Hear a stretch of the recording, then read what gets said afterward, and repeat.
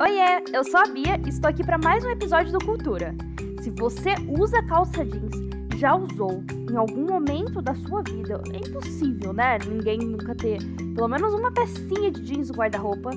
Para tudo e ouça esse episódio do começo ao fim. Você vai gostar. As coisas nos fazem tanto quanto nós as fazemos. Essa frase é do antropólogo Daniel Miller. Daniel, nascido em Londres, no Reino Unido, em 1954, é um antropólogo intimamente associado aos estudos das relações humanas com as coisas, as consequências do consumo e a antropologia digital. E é a ideia dele que nós vamos falar nesse episódio do Cultura.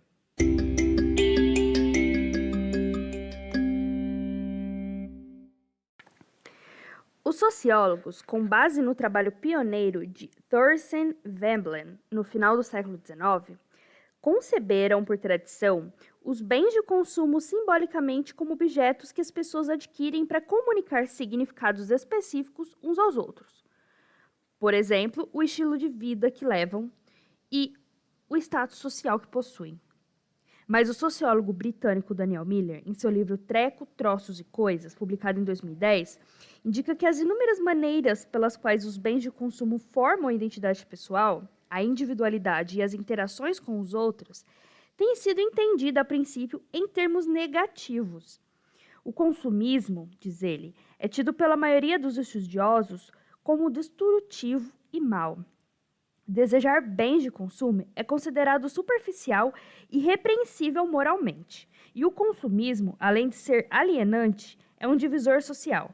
Ele separa os que têm dos que não têm, e que pode levar a sérios problemas sociais, incluindo o roubo.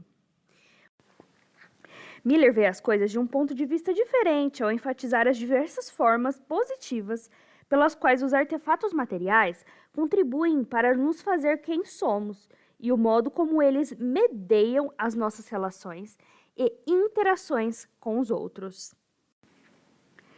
Miller usa o exemplo da sua própria casa. O estilo arquitetônico e o design físico, diz ele, alimentam e moldam a sua identidade em relação à propriedade, mas eles também afetam as interações com e entre os membros da família. A sua propriedade mantém muitos dos traços originais, incluindo a escada de carvalho, as lareiras e as molduras das janelas. Esses aspectos estéticos e físicos moldam a sua experiência e a sua relação com a casa, diz ele. Por exemplo, sua preferência pelo design dos móveis da famosa loja de móveis sueca IKEA cria uma tensão dentro dele. Ele sente que seu gosto pelas linhas modernas e clean, característica desse tipo de marca, implicam que ele desprezou e traiu sua casa e que ela merece alguém com um gosto melhor. Para resolver essa tensão, descreve como as constantes discussões com os membros da família lhe permitiram chegar a um acordo quanto aos móveis e à decoração. Miller alega que ele e seus parentes imaginam e se relacionam com a casa como se ela fosse um membro da família, com uma identidade única e com suas próprias necessidades.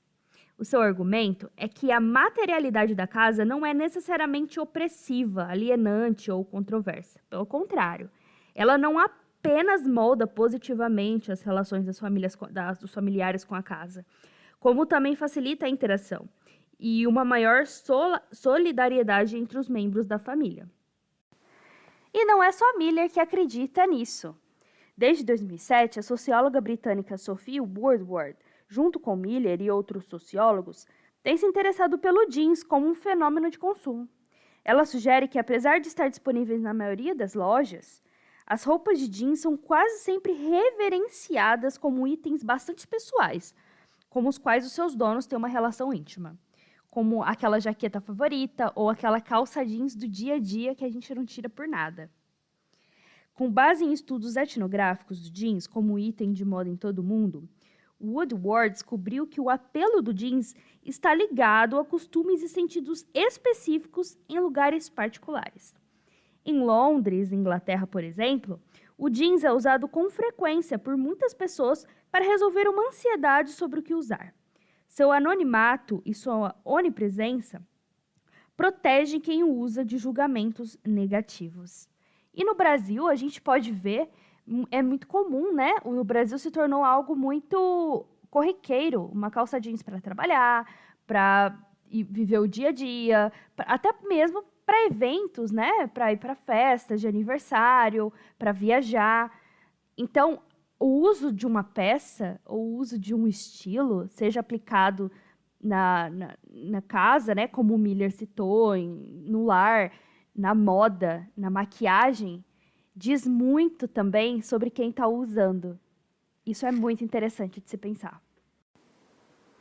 A obra de Miller é desenvolvida para servir de alternativa à visão de consumismo dada pelos pensadores da escola de Frankfurt, como Herbert Marcuse e Theodor Adorno, que veem a cultura de massa como sintomática de uma perda de profundidade do mundo. Numa época em que a crise global econômica e ambiental lançaram sérias dúvidas sobre a sustentabilidade de uma cultura de consumo materialista, a obra de Miller é vista por muitos, incluindo o sociólogo Fernando Domingues Rubio e Elizabeth Silva, como uma resposta inteligente e provocativa às visões que desabonam a cultura material na sociedade. As ideias de Miller permeiam a análise sociológica e expõem parte da crescente interesse pelo exame de objetos materiais, a materialidade das formas culturais, liderado pelo sociólogo francês Bruno Latour. Por fim, eu queria encerrar com uma citação de Daniel Miller. As coisas alcançam seu domínio sobre nós exatamente porque sempre fracassamos em notar o que elas fazem.